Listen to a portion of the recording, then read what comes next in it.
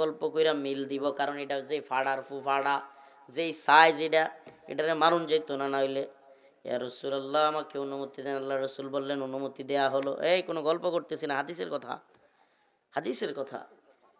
আল্লাহ রাসূল বললেন অনুমতি দেয়া হলো। মুহাম্মদ বিন মাসলামা চলে গেলেন, যাই প্রথমেই যে টোপটা দিলেন, টোপ মানে মিল দেওয়া লাগবে তো, এর যেই সাইজ হাদিসের ভাষ্য অনুযায়ী আপনার ওই জামানায় আরবে এত স্বাস্থ্যশালী মোটা মানুষ খুব কমই ছিল, এত লম্বা এত স্বাস্থ্য।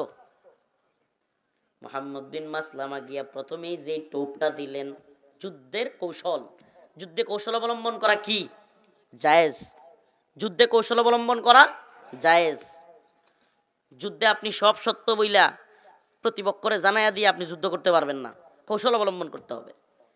মুহাম্মদ বিন মাসলামা রাদিয়াল্লাহু আনহু প্রথমেই গিয়া বললেন, কাব আমরা তো মুহাম্মদ রে নিয়ে বড় জ্বালায় আছি, নাউজুবিল্লাহ। সাদাকা দিতে দিতে, যাকাত দিতে দিতে জীবন শেষ। হ্যাঁ, কাব খুব খুশি হয়েছে, আগে কইছিলাম না, আগেই কইছিলাম না। কাব খুব খুশি হয়েছে, কাব বিন আশরাফ আগেই তো বলছিলাম। হ্যাঁ, আমরা তো যাকাত দিতে দিতে আমাদের সব টাকা পয়সা শেষ, একটু মিল দিছে, মিল দিয়া কয় তাইলে আমগরে কিছু সদকা দেও, কি কয় কর্জা দেও, কিছু জিনিস তোমার কাছ থেকে কিছু জিনিসপত্র আমারে দাও। কাব বিন আশরাফ কয় দিতে পারি, কিন্তু কি বন্ধক রাখবা? মুহাম্মদ বিন মাসলামা বললেন কি বন্ধক রাখতে চাও? কাব বিন আশরাফ কয় তোমার বউরে বন্ধক দিয়া যাও। চিন্তা করছেন কারবারটা। মুহাম্মদ বিন মাসলামা বললেন তোমার যেই সাইজ আমার বউরে দেয়া যাবে না বন্ধক, বাদ। কয় তাইলে কি দিবা? মুহাম্মদ বিন মাসলামা বললেন আমি আমার অস্ত্রগুলো, ডাল তলোয়ারগুলো জমা দিতে পারি, এগুলো জমা দিয়ে কিছু নিব, তারপরে আবার এগুলো নিয়ে যাব। কাব বিন আশরাফ রাজি হয়ে গেল। মুহাম্মদ বিন মাসলামা রাদিয়াল্লাহু আনহু তাকে এই কথা বলে বললেন তুমি যে জিনিস দিবা একলা তো নিতে পারবো না, আরো দুইজন লাগবে।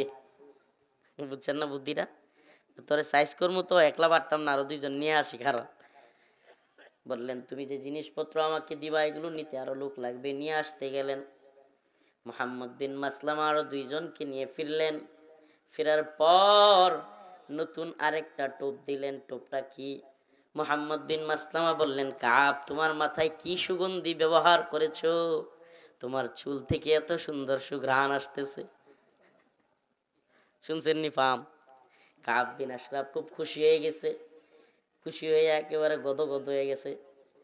এবার মুহাম্মদ বিন মাসলামা বললেন কাব তোমার মাথার চুলের গ্রান একটু নেওয়ার জন্য তোমার মাথাটাকে আগায়